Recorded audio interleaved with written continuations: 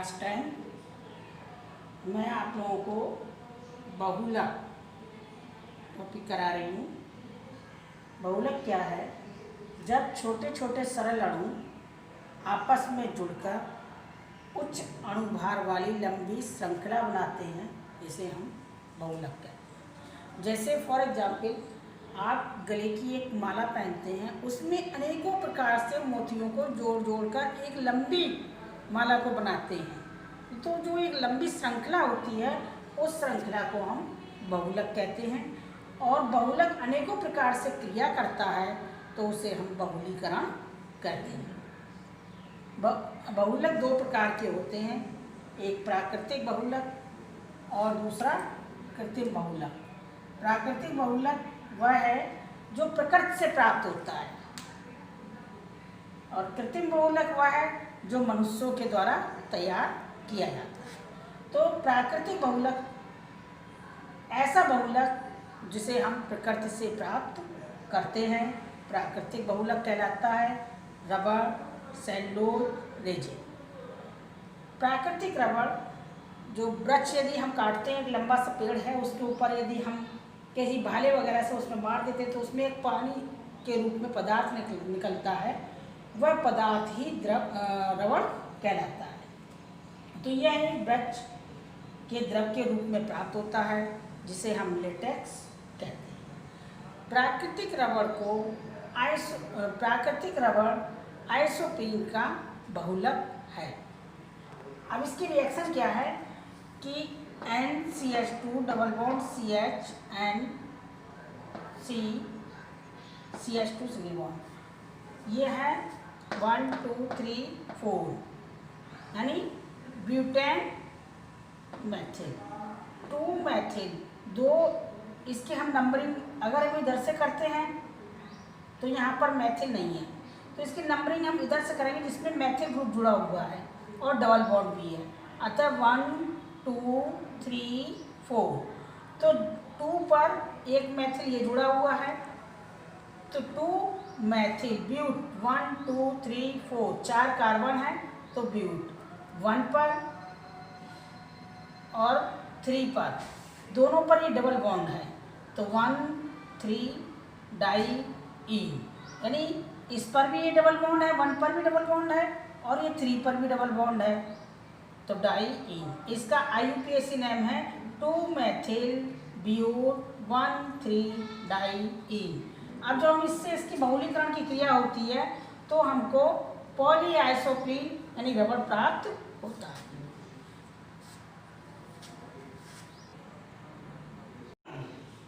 Latex यानी रबड़ में एसिटिक अम्ल और ठोस पदार्थ दोनों मिलाया जाता है। रबड़ क्यों कि रबड़ बहुत ही कमज़ोर होता है और ये आसानी से खींचा नहीं जा सकता, तो इसे मजबूत बनाने के लिए इसमें सल्फर मिलाकर इसको गर्म करते हैं, जिससे इस क्रिया को वल्केनीकरण क्रिया कहते हैं।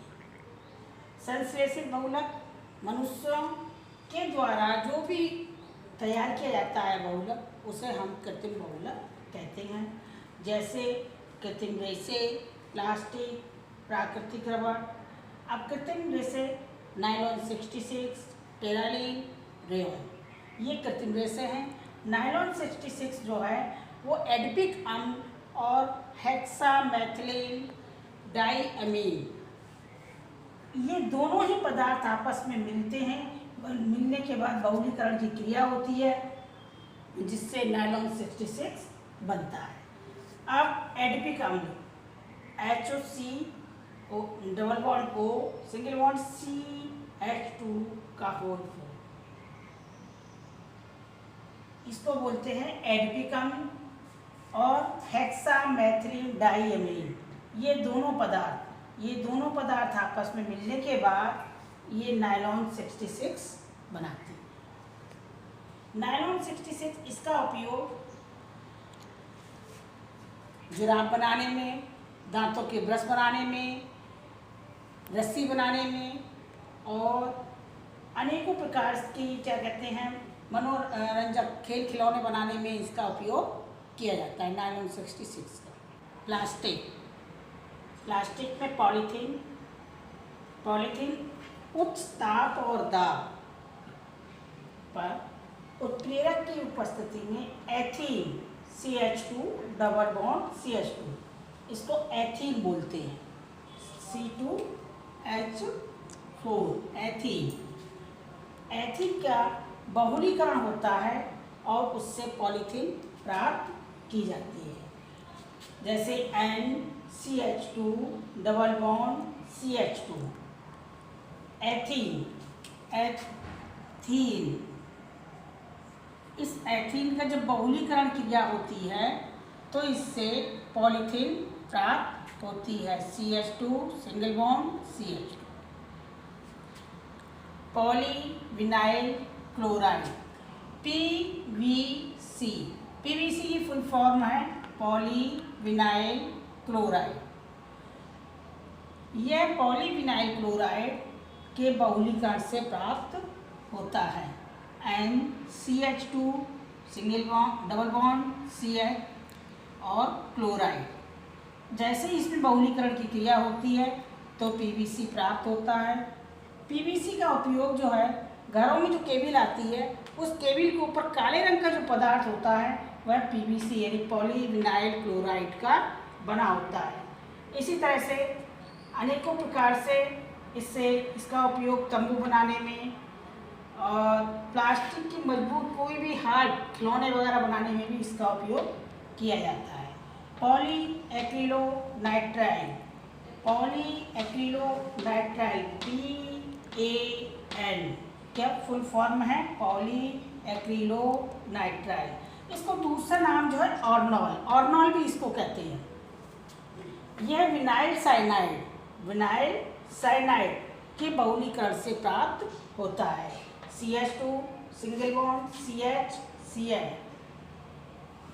के बहुलीकरण से PAN CH2 single bond CN प्राप्त होता है। इसका उपयोग जो होता है